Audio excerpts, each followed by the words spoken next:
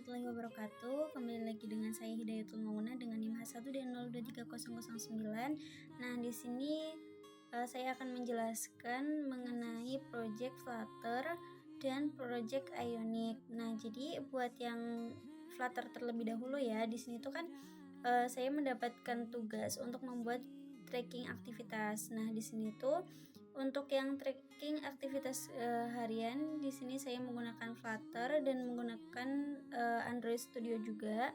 Nah, untuk yang kedua nanti tuh ada Ionic yang menggunakan VS Code. Nah, jadi buat yang pertama di sini tuh tampilan dari si websitenya sendiri bisa kita langsung simak aja ya. Jadi buat dari tampilannya untuk aktivitas tuh seperti ini. Kemudian kita bisa klik tombolnya kalau misalnya kita mau nambahin aktivitas terbarunya. Contohnya, nah ini langsung bisa ditambah aja. Nah, nanti akan muncul di sini. Nah, kalau misalkan kita klik, nah nanti akan diarahkan buat kita langsung setting waktunya. Kira-kira kita tuh belajar tuh berapa menit atau berapa jam gitu. Nah, di sini tuh udah secara otomatis juga, dan di sini juga kita bisa ubah dari si yang diinputkan di awal. Nah, ini bisa langsung klik aja.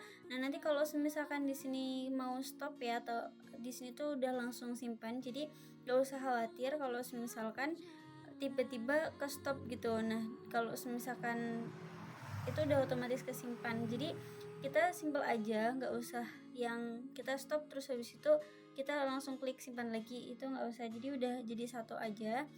Terus kita langsung kembali. Nah, di sini kalau misalkan mau nambahin lagi juga boleh.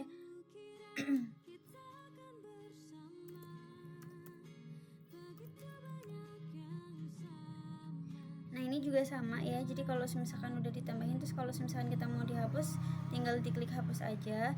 Terus buat timer yang di sini, jadi buat timer yang di sini tuh hampir sama kayak yang tadi, cuma bedanya kalau misalkan yang tadi itu kan udah secara otomatis dengan yang ditambahkan di bagian aktivitasnya.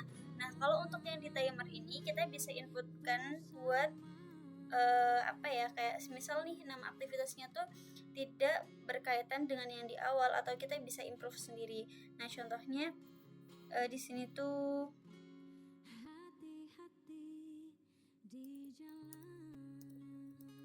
nah, kita bisa langsung mulai aja. Nah, di sini tuh contohnya seperti ini, langsung kita stop dan simpan aja. Nah, nanti dia akan langsung menambahkan ke bagian aktivitasnya. Nah, di bagian riwayat dia juga sudah mengisi keduanya. Jadi lebih simpel lagi kalau misalkan kita pakai timer. Nah, kalau misalkan kita pakai timer ini udah langsung terkoneksi dengan si aktivitas dan si riwayat, dan begitu juga dengan si grafiknya. Nah, buat grafiknya sendiri tuh di sini saya ada 3 grafik. Nah, untuk yang pertama di sini tuh bisa langsung terlihat secara lebih jelasnya terkait dengan grafik batang. Nah, jadi kan nggak semuanya tuh bisa membaca grafik yang sama ya. Jadi di sini tuh ada 3 grafik yang memang bisa ngebuat dari audiensnya tuh bisa lebih paham lagi. Nah, untuk yang bagian di riwayatnya ini itu sudah terhubung dengan semuanya, jadi bisa lebih simple lagi. Terus kalau misalkan pengen menghapus, dia tinggal digeser aja, terus nanti di situ kita bisa langsung klik hapus gitu. Nah, ini bisa langsung klik hapus aja. Nah, di sini tetap masih ada karena nanti kita juga bisa inputkan lagi. Cuma menghapus tuh di bagian riwayatnya aja. Nah, kalau misalkan kita mau ngebaca lagi nih, nah itu kita tinggal langsung klik aja, nanti udah otomatis di sini tuh ada membaca. Jadi perbedaannya buat yang di aktivitas kalau sama yang di timer, kalau misalkan di timer itu bisa request terlebih dahulu buat yang membacanya atau mungkin belajar atau daftar aktivitas lainnya. Nah, kalau misalkan kita klik tambah, ini tuh hanya bisa menambahkan daftar dari si aktivitasnya aja, tapi tidak dengan timer, kecuali dia tuh ngeklik dari si daftar aktivitasnya itu. Nah, mungkin buat demo dari dari aplikasi Flutternya seperti itu. Terus buat di sini codingannya itu ada di bagian library-nya. Nah, di sini tuh ada models, ada directory model, screen, sama service. Nah, kalau misalkan di bagian models ini tuh ada activity log. Nah, dimana di sini tuh udah ada keterkaitannya yang dimana nanti akan diarahkan atau bisa dibilang tuh ini terkoneksi dengan data dari yang kita ambil. Jadi kalau misalkan kita mau yang secara apa ya, intinya tuh udah langsung terhubung gitu. Jadi kayak misal kita masukin satu itu udah bisa langsung terhubung ke yang lainnya. Jadi di sini tuh udah secara otomatis. Nah, nanti pakai CMD atau terminal juga boleh untuk menghasilkan activity log yang kedua ya, yang versi keduanya di sini. Jadi udah langsung ada tampilannya. Tapi kalau misalkan yang di atasnya ini yang enggak ada .k-nya, itu berarti kita harus ngebuat sendiri ya, bukan pakai apa ya, kayak prompt gitu di CMD atau di terminalnya. Nah, terus buat yang di bagian activity dari list screen-nya ini, itu yang berisikan yang di dalamnya ini. Jadi buat yang atas ini sama yang di bagian bawahnya, navbarnya itu berbeda isiannya sama yang di tengah. Jadi kalau buat yang di tengah ini menggunakan activity list screen. Terus buat yang dari chart screen-nya di sini tuh kan ada 3. Jadi bisa langsung terkoneksi yang di sini. Terus habis itu ada history juga sama, terus habis itu ada home, terus kemudian ada timer screen. Nah, buat yang history screen ini itu kan udah terkoneksi, terus kemudian juga untuk yang hapus dari gesernya juga nanti masuknya ke history screen. Nah, buat yang home screen ini dia tuh lebih ke yang ini loh, tampilannya, terus habis itu sama yang di bagian bawahnya juga dia masuknya masih ke sini, terus sama backgroundnya dia masih masuk ke yang home screen. Terus kalau buat yang storage service-nya ini itu lebih buat penyimpanannya. Jadi kayak misal nih kita mau nyimpan yang semuanya, nah nanti masuknya ke sini. Nah, di sini juga ada pemanggilan log sama name-nya. Nah, di sini tuh udah langsung terkoneksi ya. Jadi kalau misalkan kita mau secara otomatis nggak input ulang atau ya intinya tuh bisa terkoneksi antara satu sama lain. Nah, nanti masuknya ke penyimpanan yang di sini. Kemudian di sini tuh ada main dartnya. Terus habis itu buat yang pub spec-nya itu ada. Nah, di sini bisa lihat ya. Di sini tuh ada Flutter kan, pertama SDK dari si Flutter-nya. Terus kemudian di sini tuh ada buat ikonnya. Jadi buat ikonnya tuh enggak pakai gambar gitu, tapi lebih ke yaudah kita inputin aja gitu kan. Terus habis itu ada Hive.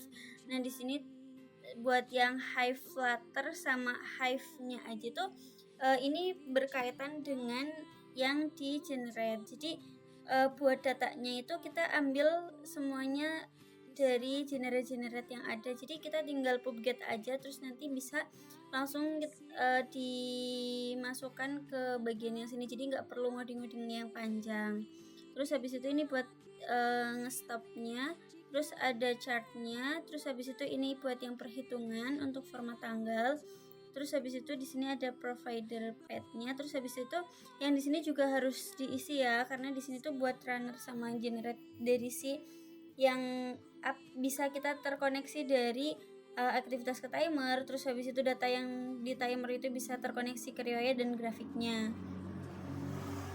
Nah, terus ini kan udah penjelasan yang dari si Flutter-nya. Langsung lanjut aja buat ke penjelasan yang dari si Ionic-nya. Nah, buat Ionic-nya sendiri di sini menggunakan VS Code. Nah, jadi buat Ionic-nya ini lebih simple ya. Kalau misalnya tadi itu kan ada 4, nah di sini tuh dibuat 3 biar nggak terlalu panjang juga. Jadi buat yang demo dari aplikasinya dulu kali ya. Nah, jadi buat yang di aplikasinya ini tuh kalau misalkan kita mau input tambah, nah di sini tuh bisa langsung kita inputkan aja. Kayak misal nih di sini kita tulis. Nah, terus habis itu tinggal enter atau oke aja. Nah, di sini juga sama, kita bisa klik buttonnya. Terus habis itu di sini udah langsung otomatis ya buat isiannya. Terus habis itu kita bisa langsung mulai aja. Nah, tadi tuh sebenarnya udah sempat ada belum ke reset ya buat timernya. Jadi kalau misalkan kejadian yang sama bisa langsung reset dulu aja. Terus habis itu biar mulai dari nol lagi. Kalau misalkan mau lanjutin juga boleh, tinggal langsung dimulai aja. Itu ini langsung di stop aja, terus habis itu reset, terus habis itu balik lagi ke aktivitas. Nah di sini tuh udah langsung muncul untuk yang menulisnya. Nah di sini kalau misalkan mau hapus juga bisa langsung dihapus aja. Jadi kalau misalkan mau hapus tinggal diklik buat yang hapus. Nah kemudian buat yang riwayatnya di sini tuh udah muncul semua buat riwayatnya. Kalau misalkan mau hapus pun juga bisa langsung hapus aja. Kayak misalnya ini aku mau hapus terus mau hapus lagi juga bisa langsung. Nah di sini tuh buat yang riwayatnya juga menyesuaikan dari sudah otomatis ya. Jadi kayak misalnya nih kita mau lebih panjang lagi, lebih lebar lagi juga ini bisa menyesuaikan. Nah, seperti ini juga bisa menyesuaikan ya. Jadi enggak statis. Nah, terus buat yang berikutnya di sini tuh ada grafik. Nah, grafik juga di sini menggunakan 3 chart ya. Ada Gantt chart, terus habis itu ada yang linear sama yang grafik batang di sini. Nah, di sini tuh bisa langsung dicek aja buat durasinya. Jadi kalau yang di bagian pertama grafik batang tuh lebih ke terkait dengan waktunya. Jadi kayak misal nih kita belajar berapa menit, nah di sini tuh udah langsung kelihatan. Nah terus habis itu buat yang di sini juga sudah terlihat buat yang linearnya. Jadi kalau misalkan nanti besok tuh kita mau nambah lagi, nah di sini langsung udah ada gambarnya. Nah di sini buat yang di bagian diagram lingkarannya, nah di sini juga bisa dengan mudah ya. Jadi warnanya juga udah otomatis berbeda. Nah mungkin demo dari si aplikasinya kayak gitu, langsung lanjut ke bagian dari codingannya. Nah di sini tuh ada models, terus ada service, ada tab 1, tab 2, tab 3, tab 4. Nah di sini tuh kan kalau misalkan pakai Angular tuh ada tab-tabnya. Nah jadi dari aku tuh tinggal nambahin yang di tab 4 aja, karena kalau misalkan yang bawaannya itu cuma sampai tab 3. Nah, jadi buat yang pertama itu ada models. Nah, di sini tuh kita bisa inputkan aja buat activity-nya. Kayak misalnya nih kita pakai activity log sama activity modelnya. Nah, langsung diinputkan. Kayak misalnya nih activity model tuh cuma ada ID sama name, jadi langsung dimasukkan aja. Terus habis itu buat yang activity lognya, buat yang kayak timernya, terus habis itu yang di riwayat. Nah, ini pakainya ID, name, duration sama date-nya. Nah, kemudian buat yang service juga sama, cuma bedanya kalau misalkan yang di Flutter itu kan bisa secara otomatis pakai codingan gitu ya. Jadi kayak pakai terminal atau pakai CMD. Nah, kalau misalkan di sini tuh kita buat otomatis secara manual, bukan otomatis gitu. Terus buat yang di tab 1 itu kan yang berisi aktivitas ya. Nah, jadi buat yang tab 1 ini udah langsung diisi semuanya. Cuma kendalanya di sini tuh buat yang model tengahnya itu masih belum muncul. Jadi munculnya tuh kayak masih yang di atas gitu loh. Nah, terus habis itu di sini ada CSS-nya, kemudian ada speknya. Di sini tuh bisa langsung diinputkan. Nah, di sini tuh lebih ke awal tuh kayak bawaan dari si Angular-nya yang bukan ngordinasiin sih, tapi kayak ngaitin satu sama lain gitu. Terus habis itu tab 1 ada page-nya. Nah, di sini tuh kayak lebih ke logiknya aja sih dari si tab yang ada. Nah, kemudian tab 2, ini tuh tab 2 tentang timer ya. Jadi kalau misalkan diklik, ini timernya bisa langsung dijalankan. Nah, jadi kenapa nggak ngebuat yang di bagian bawah kayak yang di Kotlin? Yang di Kotlin, yang di Flutter. Karena kalau misalkan buat Ionic tuh rada lebih ribet, terus juga baru first time ya. Jadi masih belajar banget gitu, jadi masih belum ditaruh di bawah. Dan ini juga lebih simple, jadi lebih enak aja kalau misalkan digabungin. Kecuali kalau misalkan memang fitur-fiturnya atau tampilannya jauh lebih enak, kayak misal buat di handphone, itu bisa pakai yang Flutter aja. Terus kemudian ada tab 2 itu CSS-nya juga, kemudian ada space-nya, ada logiknya juga. Kemudian di tab 3 itu isinya ada riwayat ya, yang di bagian ini. Nah, jadi buat yang tampilannya dari HTML-nya, kemudian CSS, terus ada space-nya, terus habis itu ada buat logiknya. Terus buat yang keempat ini ada HTML dari si diagramnya, kemudian CSS sama juga sih sebenarnya, cuma di sini tuh tinggal logiknya sama penyesuaian dari si yang kita pengen gitu. Terus habis itu tapsnya ini tuh lebih secara keseluruhan gitu. Nah jadi tuh buat yang HTML-nya itu isinya terkait dengan tab bar yang ada. Nah itu isinya yang di bawah ini. Jadi ada aktivitas, riwayat, sama grafik itu ngesetnya di sini di bagian tabsnya. Terus habis itu klik yang HTML buat yang tampilannya, terus habis itu buat yang CSS ini buat yang kayak warna, terus habis itu kayak posisinya gitu kan. Terus habis itu di sini ada space juga yang dimana di sini tuh lebih kayak ke routernya sih, tapi nggak secara router penuh gitu. Terus habis itu di tabs itu ada logiknya. Terus habis itu di sini juga dikasih apa ya, kayak misal logo gitu sih, logo yang emang udah ada gitu. Jadi kita tinggal masukin nama logonya biar bisa langsung terintegrasi di sini. Kemudian ada tabs routers yang dimana di sini tuh apa ya, biar kita tuh bisa ngeklik antara satu dengan yang lainnya. Kayak misal untuk perpindahan dari tabnya kita bisa langsung di tabs yang routers ini. Nah jadi kalau misalkan yang pertama nih ini kan udah diaktifin, untuk yang kedua yang ketiga jadi kayak lebih ngaktifin dari si semua yang tabs yang udah dibuat. Nah jadi tabs ini tuh kayak mewadahi semuanya gitu loh, semua logic yang jalan, tapi buat yang perpindahannya aja, bukan secara keseluruhan logiknya bener-bener secara keseluruhan gitu. Terus mungkin kayak gitu aja. Jadi buat yang lainnya ini tuh sebenarnya nggak terlalu berpengaruh, jadi bisa setnya yang di sini aja. Terus habis itu aku mau ngejelasin sedikit juga buat yang di bagian pertama kali installnya. Nah jadi kalau misalkan di sini tuh kita bisa langsung cek aja Ionic-nya tuh ada atau enggak.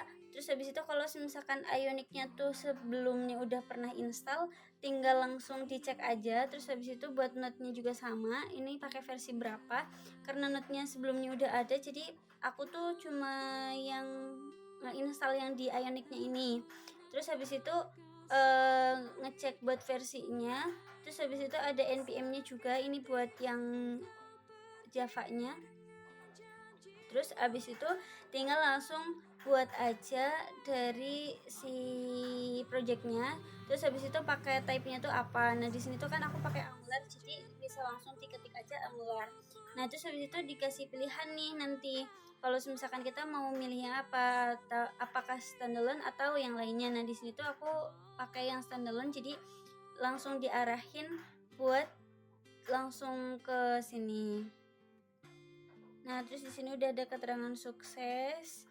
Habis itu udah sih, kita bisa langsung dijalankan aja, kita bisa langsung buka dari programnya. Terus habis itu kita bisa langsung arahkan aja buat ke kodenya di VS Code nanti. Ya paling kayak gitu sih buat yang Ionic-nya. Jadi kalau dari aku sendiri tuh lebih enak di Flutter sih, atau mungkin karena memang baru juga di Ionic gitu ya. Terus habis itu ini yang error tuh tadi sempet ini ya, jadi kayak nyoba serve gitu kan, jadi kayak ngebuka dari si aplikasinya. Nah terus habis itu kita coba ngoding. Nah terus di sini bisa langsung kelihatan dari errornya tuh kenapa gitu. Mungkin gitu aja yang bisa aku jelasin. Kalau misalkan ada yang mau ditanyain bisa langsung di komen aja. Terus kalau misalkan mau cek codingannya bisa langsung cek aja codingannya di GitHub-nya aku. Itu sekian dari aku, terima kasih. Wassalamualaikum warahmatullahi wabarakatuh.